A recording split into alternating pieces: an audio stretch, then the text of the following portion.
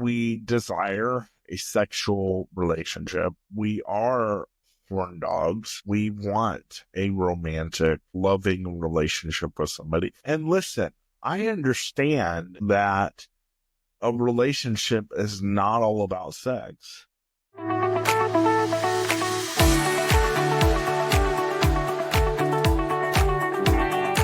Wow, guys, can you believe it? We're already over 20 episodes into Nick Speaks, but here's the truth. I couldn't have done it alone.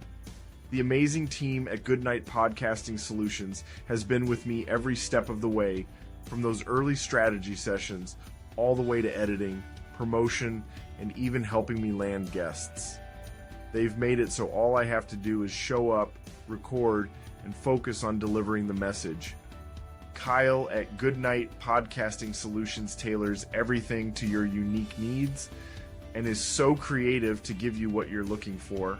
But one thing's for sure, he gives 110% to help you create an incredible podcast. So if you've ever thought about starting your own podcast, now's the time.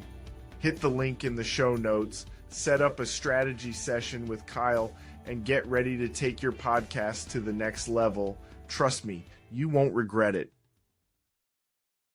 Hi, everybody. Welcome to this week's installment of the Nick Speaks podcast, the podcast dedicated to the disabled community, where we speak up, speak out, and speak loud about the matters and issues that matter to the disabled the most.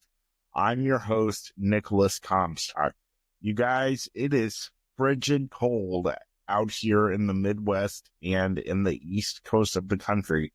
So if you're anywhere in that area, I hope to God that you're staying warm, because it is frigid cold out here where I am in Columbus, Ohio, and in the East Coast and Midwest parts of the country. So please stay warm.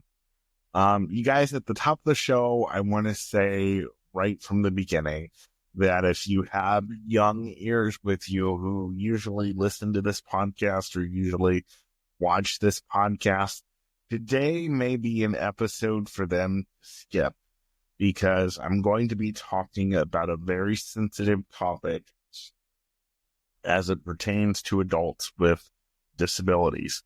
So if you have any young ones around you right now, now would be the time to turn off this podcast and listen to it later when you're by yourself, watch it later when you're by yourself, and have the young ones skip out on this one if they're used to listening and watching me. Okay.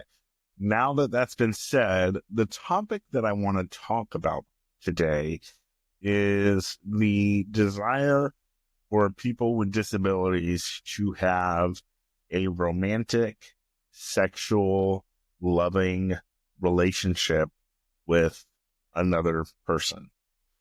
And a lot of able-bodied people believe and think that there is no way possible that someone with a disability like myself would want to have a romantic sexual relationship with someone.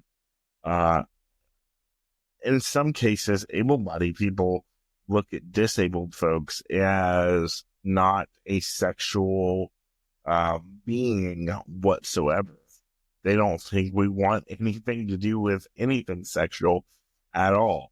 And I can tell you, as a person with a physical disability, nothing could be further from the truth.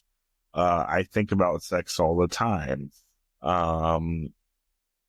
I've had trouble watching adult content,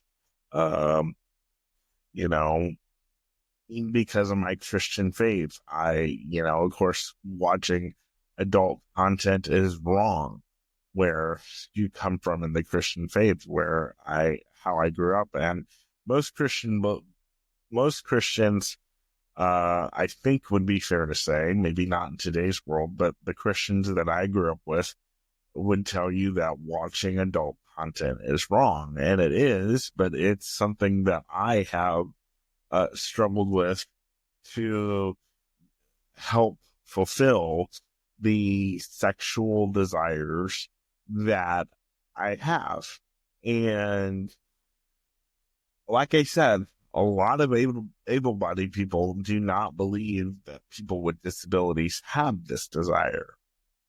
I am here to tell you that disabled people, a lot of us are horn dogs, and it's all we think about. We do things to ourselves just like people without disabilities do things to themselves. And it is something that is on our mind a lot. And I can tell you from personal experience, having a romantic relationship is constantly on my mind. Wanting to have a physical sexual relationship with somebody is constantly on my mind. You say, Nick, I'm a Christian, you're a Christian. I don't think you should be talking about this. Where do you think little Christians came from? Where do you think they come from? Mommy and daddy had to put the Bible down for at least 5 minutes to get freaky so that you can be here. Okay. Okay. So now that we got that settled, we can get that out of the way. And I said 5 minutes for some, and maybe less than 5 minutes. But anyway, that's how I got here. So yeah, sex is something that I think about all the time, and I have enjoyed it. Maybe in a wrong way, but I have enjoyed it nonetheless. And the biggest thing when it comes to people with disabilities is when people that are not disabled look at us and say, oh, you're looking for a caregiver or a nurse to take care of you so you can have intimate time during your sponge bath or during your shower. Well, I'm not going to lie to you. If it leads that way, I'm not going to stop.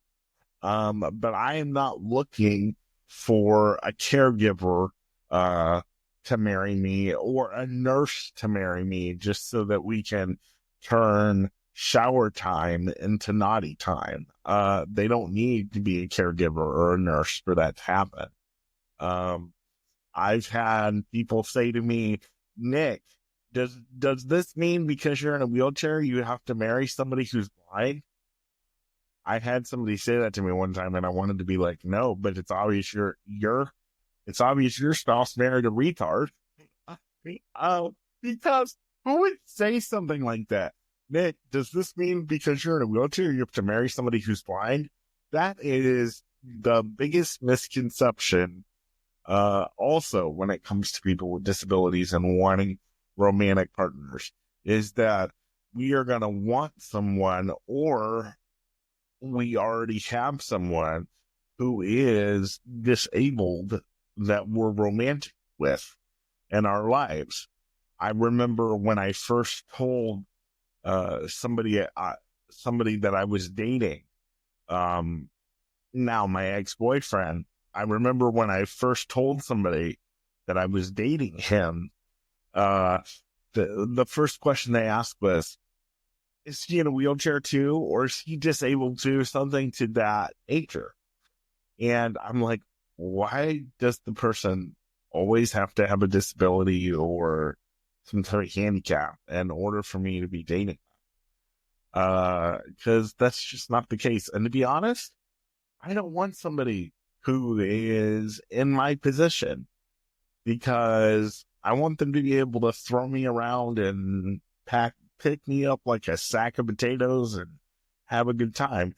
Also, if two people are dating that are in wheelchairs and one constantly needs physical help, I don't know how that would work out. I'm sure God can make it work out.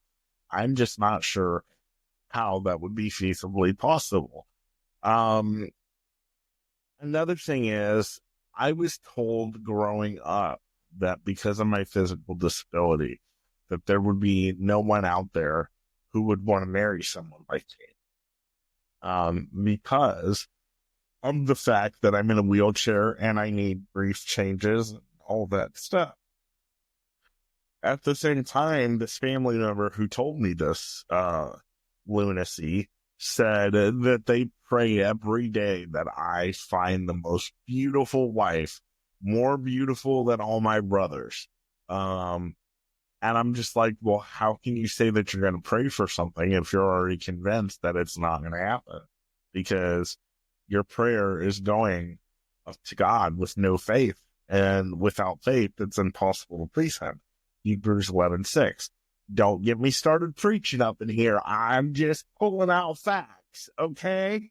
So anyway, so it had a lot, so I've had a lot of self-doubt as to whether or not I'm going to get married because I have so many physical needs.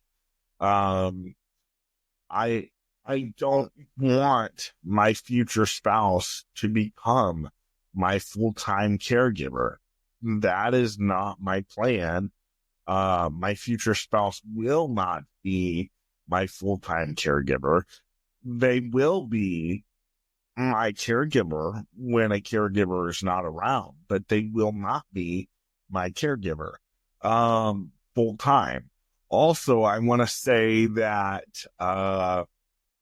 you know, I've been worried about having, you know, someone beautiful and gorgeous having to take care of my grief as if I am a child. Am I going to have somebody that's going to want to wipe my butt uh, anytime I have a bowel movement? Or, if we're in the middle of freaky deaky time and I fart in their face, those type of things.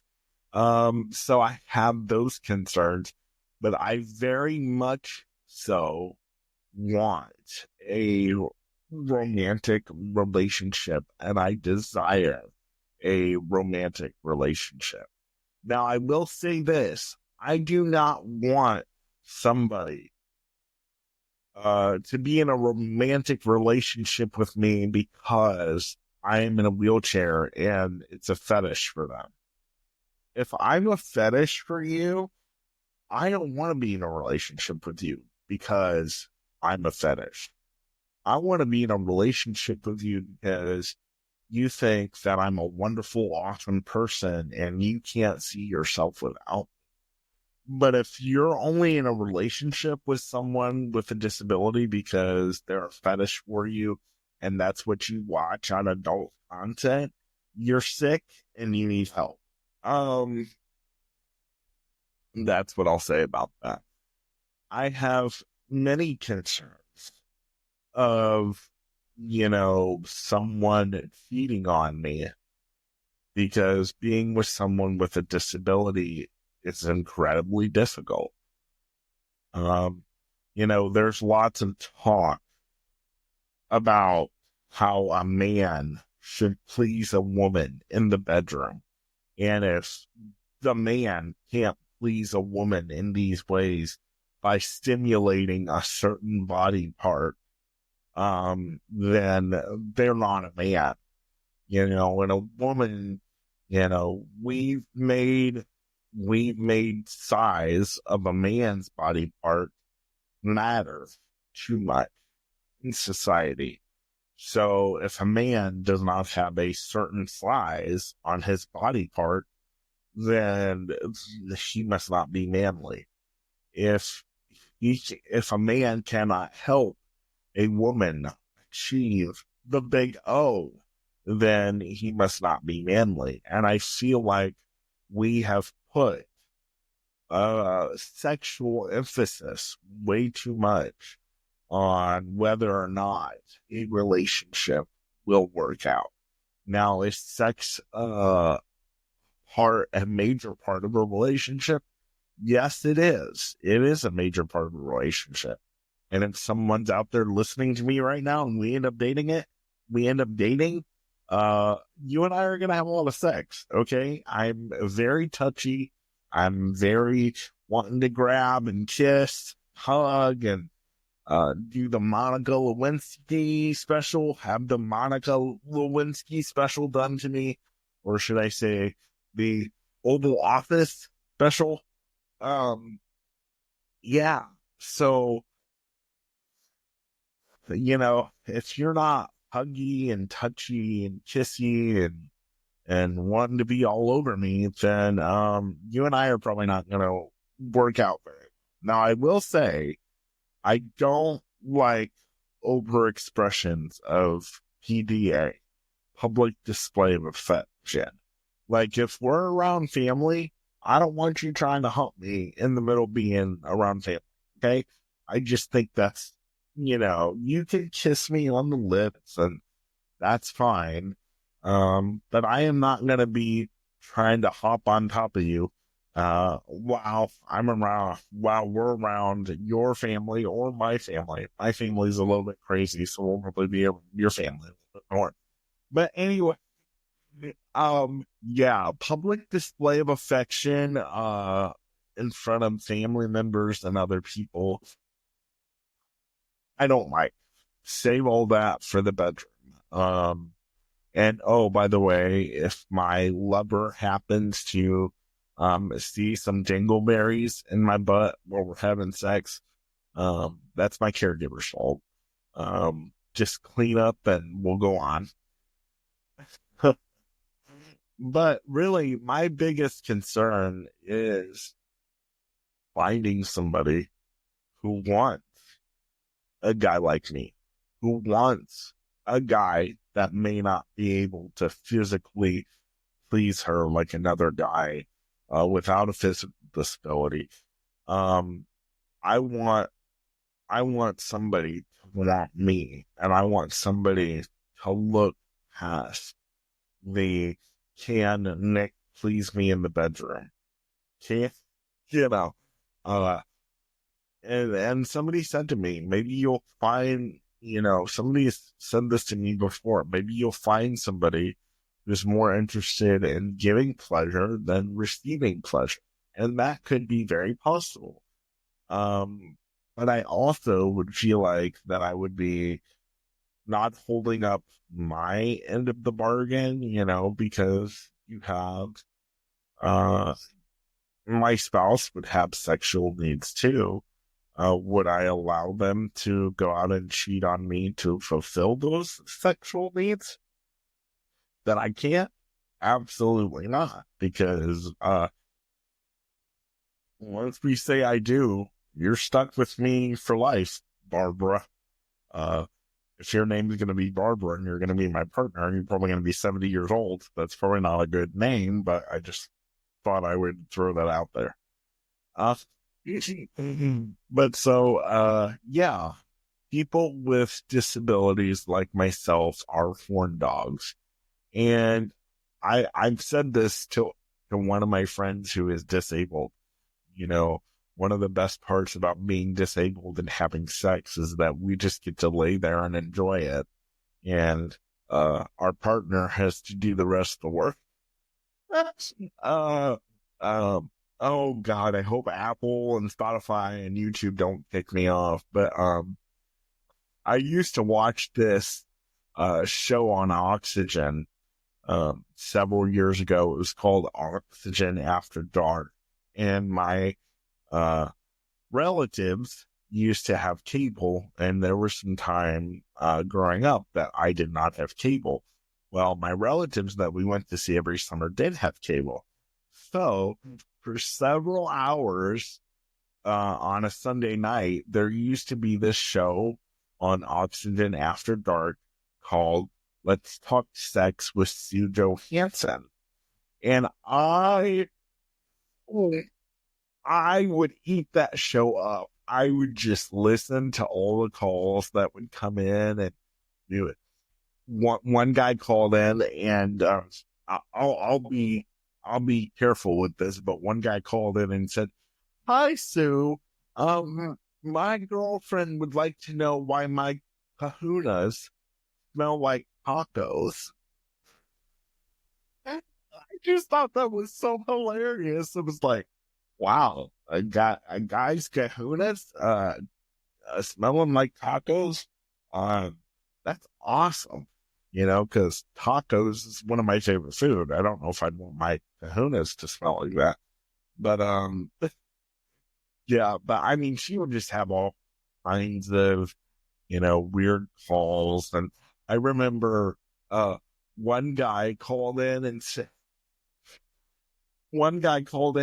Stu, I want you to know, I want to find out if what me and my partner are doing is safe. And that is, we would take Icy Hot. Icy Hot was real popular in the 90s and early 2000s.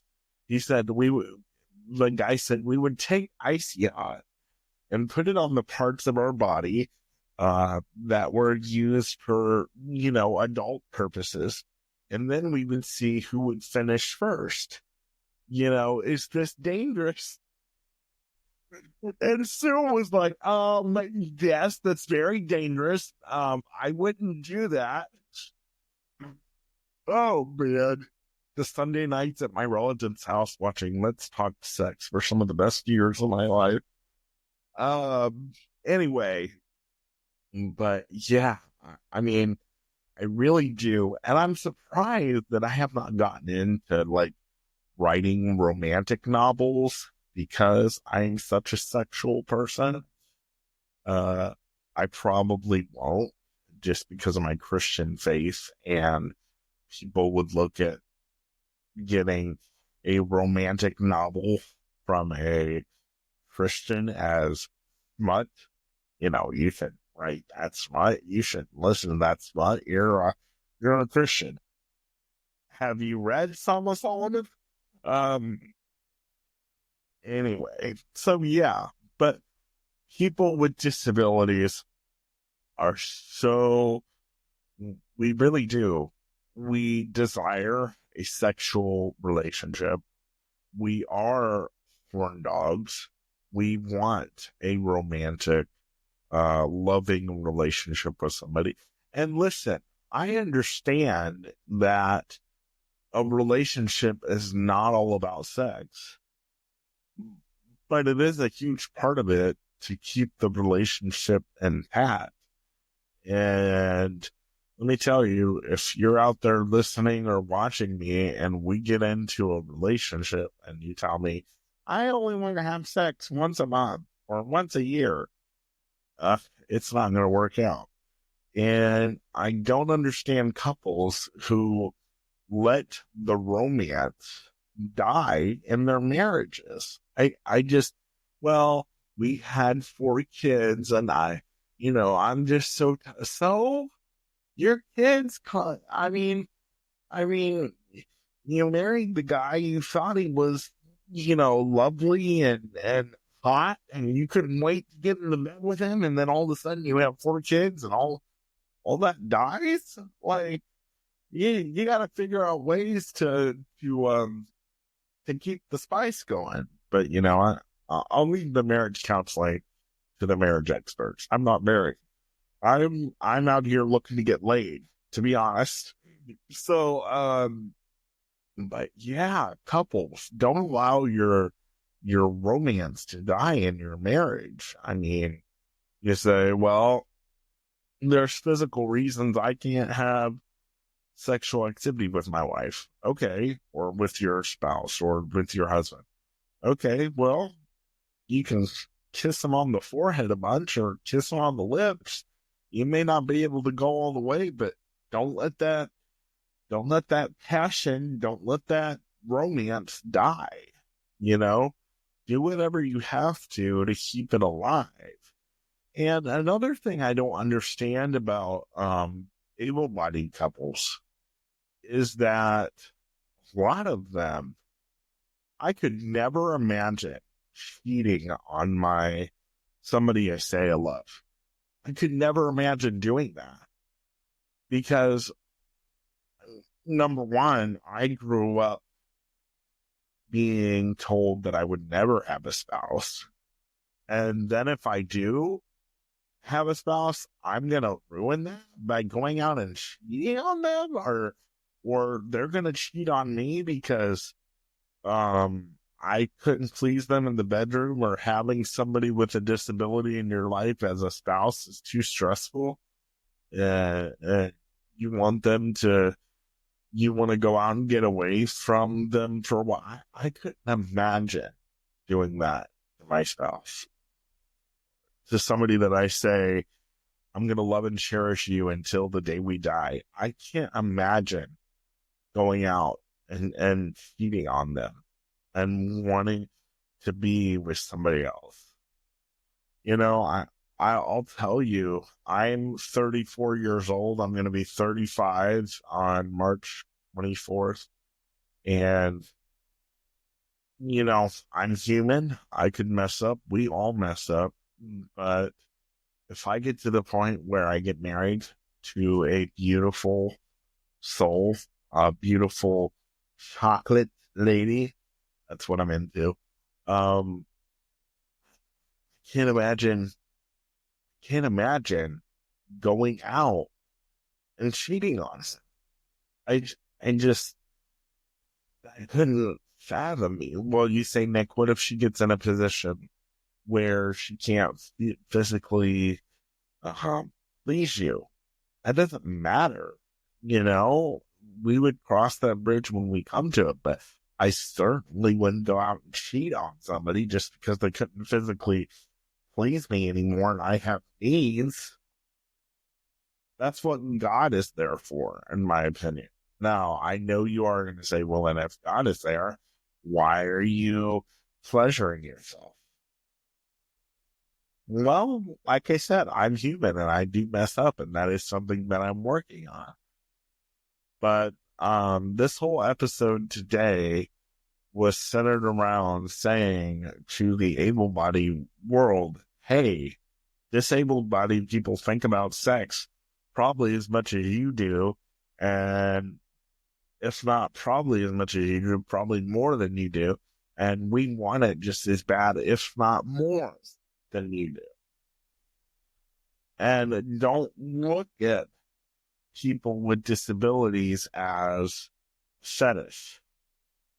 Because I know from my standpoint, if you're dating me simply because you have a fetish, ooh, I would like to see you in your briefs, or I would like to put on a brief just like you, and and we could pretend like I just got done changing you or you're changing me.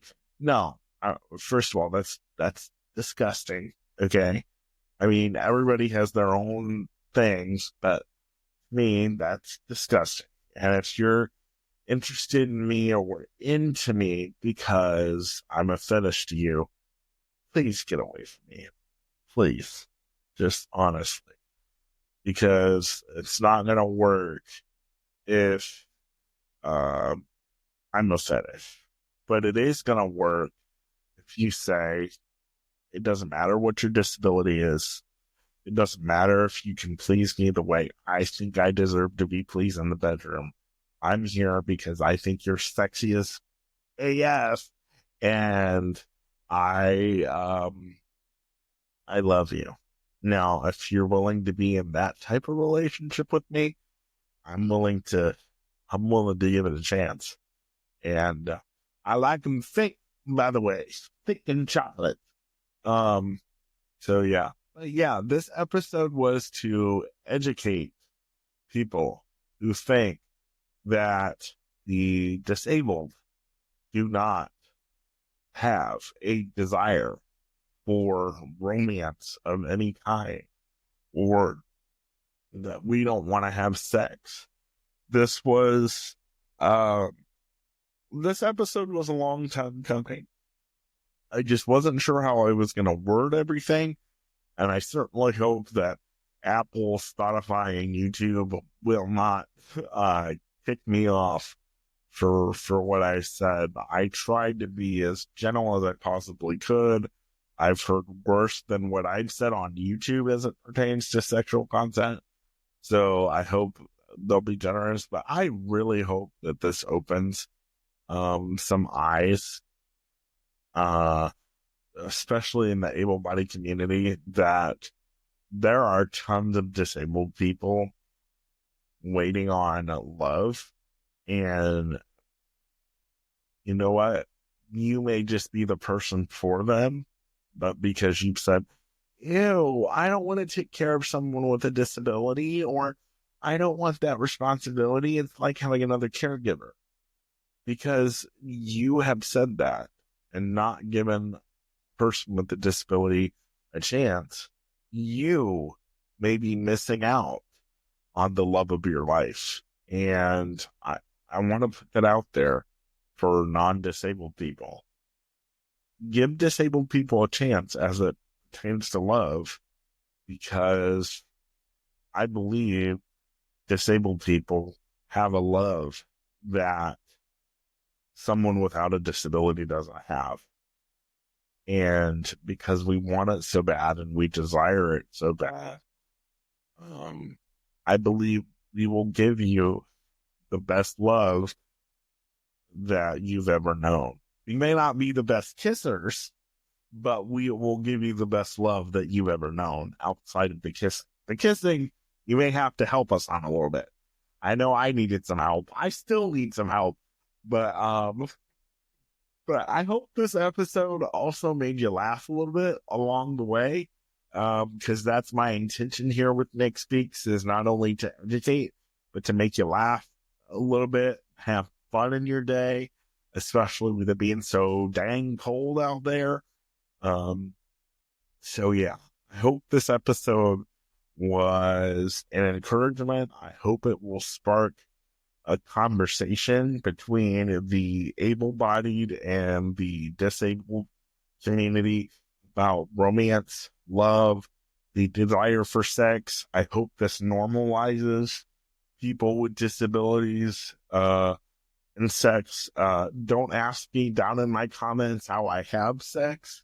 I'll let your imagination go there, but yeah, I hope this opens up a conversation as it pertains to disabled people and romance and the desire to have a relationship, because there are thousands of people out there who desire romance and who want a fulfilling sexual romantic relationship. So I hope this opens a lot of eyes. I will see you guys next week. Remember, you can email me at nickspeaksofficial@gmail.com. If you're watching this on YouTube, please go ahead and subscribe. As of this recording, we are finally at 550 subscribers. If you have not subscribed on YouTube, please do so. Also, you can follow me on Apple Podcast and Spotify, as well as my YouTube channel. Remember, this is the Nick Speaks podcast, the podcast dedicated to the disabled, where we speak up, speak out, and speak loud about the issues that matter to the disabled the most. I am your host, Nicholas Comstock, and I will see you next week. Bye-bye.